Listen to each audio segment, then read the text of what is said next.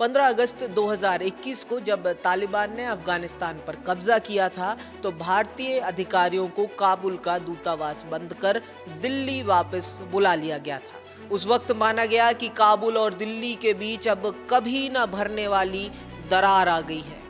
ऐसा शायद किसी ने ना सोचा होगा, लेकिन अब करीब 4 साल बाद तालिबान और दिल्ली के संबंधों का एक नया अध्याय तालिबान के विदेश मंत्री आमिर खान मुत्ताकी के भारत दौरे में लिखा जाएगा।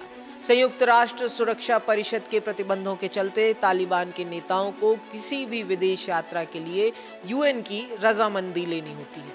मुत्ताकी के इस दिल्ली दौरे को संयुक्त राष्ट्र ने मंजूरी दे भी दी है। ऐसे में 16 अक्टूबर से पहले मुत्ताकी के भारत आने की संभावनाएं बन रही हैं। इसी साल की शुरुआत में विदेश मंत्री एस जयशंकर ने मुत्ताकी से टेलीफोन पर बात भी की थी और जून में भारत ने हैदराबाद स्थित अफगान वाणिज्य दूतावास का नियंत्रण तालिबान की तरफ से नियुक्त किए गए मोहम्मद रहमान को वाणिज्य दूतावास प्रतिनिधि के तौर पर सौंप दिया था।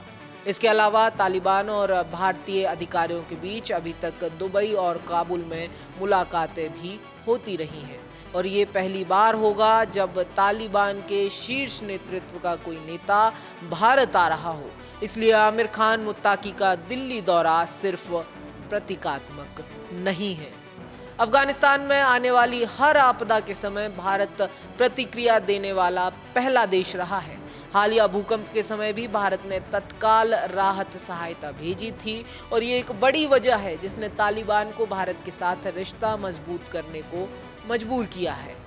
दिल्ली की तरफ से करीब 50,000 टन गेहूं, 330 टन दवाइयां और अन्य खाद्य और आश्रय सामग्री अफगान जनता तक अब तक पहुंचाई गई है। वैसे भारत और तालिबान की मूलभूत विचारधारा में जमीन आसमान का अंतर है, लेकिन भारत जानता है कि मौजूदा सब कॉन्टिनेंट की परिस्थितियों में पड़ोसियों और खासकर पाकिस्तान के कारण अफगानिस्तान उसके लिए कितना महत्वपूर्ण है। तालिबान और पाकिस्तान बार बार युद्ध के मुहाने पर खड़े हो रहे हैं।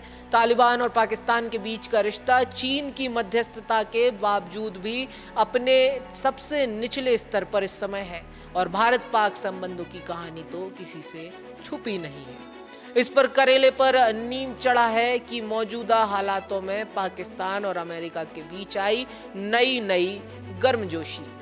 तालिबान और भारत के बीच वैसे ये कोई नई नवेली गर्मजोशी नहीं है।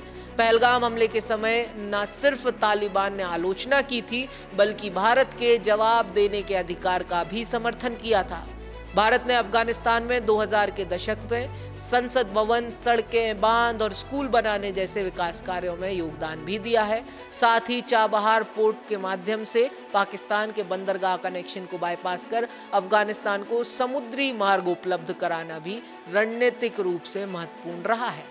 भारत ने तालिबान के साथ औपचारिक मान्यता दिए बिना बातचीत कर अब तक बैक चैनल टॉक्स के जरिए संतुलन बनाए रखा है। जियोपॉलिटिक्स एक्सपर्ट और साउथ एशिया और मिडिल ईस्ट मामलों के जानकार उमर वजीरी ने एक आर्टिकल में लिखा कि तालिबान का भारत को लेकर सकारात्मक नजरिया न सिर्फ पाकिस्तान के लिए चेतावनी है बल्कि दक्षिण एशियाई भू राजनीति में बहुत बड़े बदलाव का संकेत भी है।